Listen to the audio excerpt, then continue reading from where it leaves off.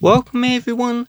If iPhone Findable after power off is not showing up, and it will show on the power menu if it's on, then the first step to solve this is we're going to open up the settings app and you're going to tap on your name at the top. You're then going to tap on Find My. You're going to see Find My iPhone. Tap on this.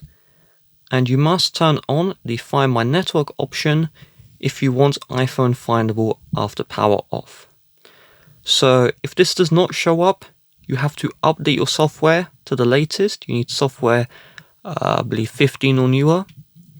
So now when we press power and volume down, iPhone Findable after power off, if we tap on it, you can see this option is on.